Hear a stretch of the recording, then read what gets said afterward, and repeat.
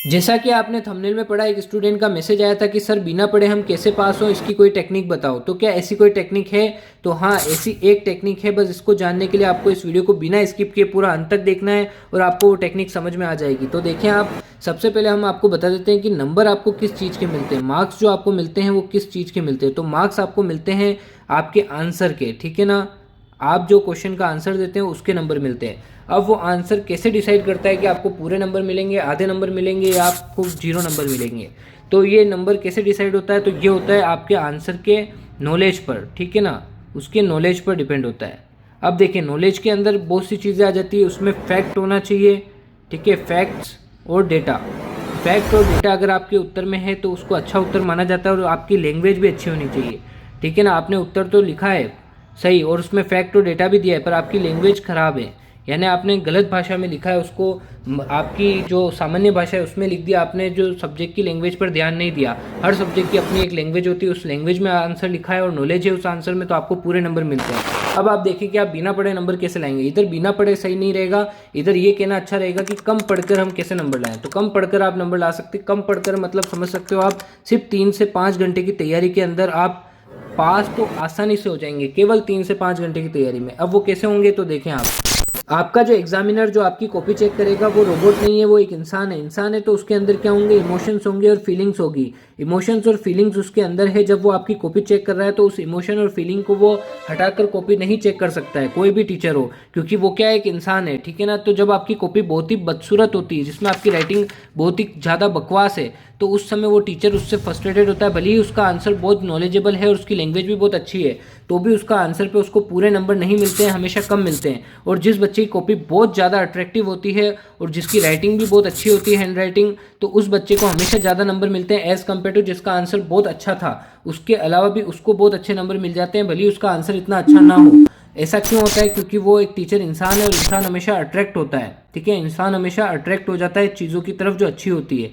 तो आप कैसे अट्रैक्ट कर सकते हैं अपनी कॉपी से उस टीचर को, एग्जामिनर को, जो आपकी कॉपी चेक करने वाला है। तो उसके ऊपर अगर आपको डेडिकेटेड वीडियो चाहिए तो हम कमेंट कर देना, उस पर हम वीडियो बना देंगे।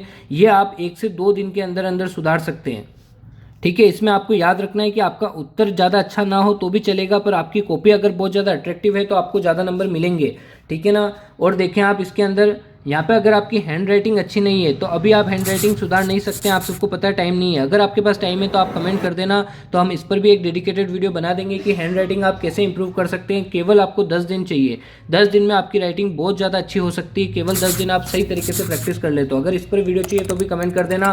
और कॉपी कैसे आपको अट्रैक्टिव बनानी है, पेपर प्रेजेंटेशन कैसा रखना है, अगर इस पर भी वीडियो चाहिए डेडिकेटेड तो कमेंट कर देना, इस पर भी आपके लिए वीडियो बना देंगे। तो अब देखें, आप आपके पास ज़्यादा समय नहीं है। हमने जैसे आपको बताया कि 3 से आपके पास 5 घंटे है, ठीक है ना।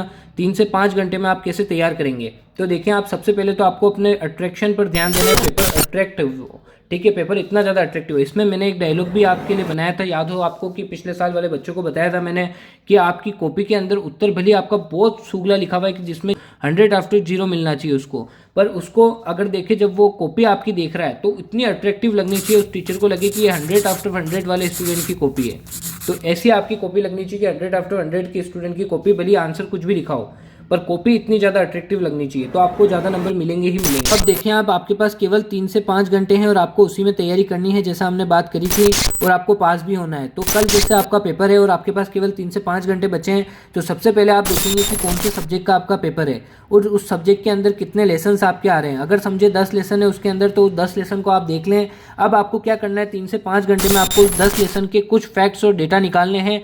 सारे ही लेसन के कुछ ऐसे फैक्ट्स और डेटा निकालने हैं जो मोस्ट इंपॉर्टेंट और मोस्ट रिपीटेबल हो, यानी जो बार बार पूछे जाते हैं और बहुत ज़्यादा इंपॉर्टेंट भी हो। ऐसा थोड़ा बहुत आप फैक्ट और डेटा निकाल कर एक पेज पर लिख लें तो आपको याद भी होता रहेगा। तो उसी 5 घंटे के अंदर आपको कुछ फैक्ट और डेटा निकालने, ज़्यादा नहीं निकालने, कुछ ही निकालने जो मोस्ट इंपॉर्टेंट हो। वो आप कैसे फाइंड करेंगे? अगर इस पर भी डेडिकेटेड वीडियो चाहिए तो भी कमेंट कर देना। बाकी हम जो आपको बताते हैं मोस्ट इंपॉर्टेंट, वो तो आपको तैयारी करनी है।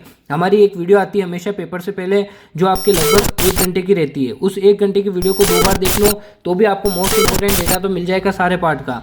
आपके पास सारे पार्ट का मोस्ट इंपोर्टेंट डेटा और फैक्ट तो आ चुका है, पर उसको आप यूज़ कैसे करेंगे? तो उसके लिए आपको कॉमन सेंस का यूज़ करना है कि ये जो प्रश्न दिया हुआ है, क्या इसमें मेरा जो याद किया हुआ डेटा है मैं उसे यूज़ कर सकता हूँ? अगर आप कर सकते हो तो उसको यूज़ करना है। अगर जल्दीबाजी में ये मत कर देना कि गलत क्वेश्चन पे गलत डेटा यूज़ कर दिया है, मतलब क्वेश्चन कुछ और पूछा हुआ है, डेटा कुछ और आपने डाल दिया। सही क्वेश्चन पे सही डेटा लिखना है, पर आपको दिमाग लगाना है कि इसको मैं कैसे स्मार्ट तरीके से डेटा लिखूंगा। वो आपके पेपर प्रेजेंटेशन पर डिपेंड करता है। और आपकी कॉपी बहुत ज़्यादा अट्रैक्टिव होनी चाहिए, हमने पहले ही बात कर ली थी। अट्रैक्टिव तो आप बना सकते हैं कॉपी कुछ टिप्स को फॉलो करके, और आपकी हैंडराइटिंग सुधारने के लिए भी हम वीडियो बना देंगे अगर आप कमेंट करेंगे जो हमने आपको बात करी थी। अट्रैक्टिव आप कॉपी बना लेंगे, और साथ में आप देखें कुछ फैक्ट और डेटा भी आपने याद कर लिया, तो उससे टीचर में और ज़्यादा इंप्रेशन पड़ेगा। ठीक है ना? अब देखें आपकी जो भी आपका पेपर डिसाइड होता है, जो भी बोर्ड आपका पेपर बनाती है वो कैसे बनाती है, आप सबको पता है कि उसके अंदर लगभग 30% ऐसा पेपर में प्रश्न होते हैं जो आप कॉमन सेंस से दे सकते हैं। ठीक है, जो आपका कॉमन सेंस है उसी से आप उसका उत्तर दे सकते हैं। बहुत इजी होते हैं 30% क्वेश्चन, तो वो 30% क्वेश्चन तो आप कॉमन सेंस का यूज़ करेंगे, थोड़ा सा आप सतर्क रहेंगे तो उसका तो आप आंसर लिख सकते हैं। और उसका आंसर आप लिखेंगे और आपने कॉमन सेंस से लिखा है क्योंकि वो कॉमन सेंस वाले प्रश्न है, और आपकी कॉपी बहुत ज़्यादा अट्रैक्टिव है, तो यहाँ पे आपको लगभग 30% का जो था उसमें 25 से 28% आपको मिल जाएंगे। तो आपके पास होने को बहुत ईजी हो जाता है।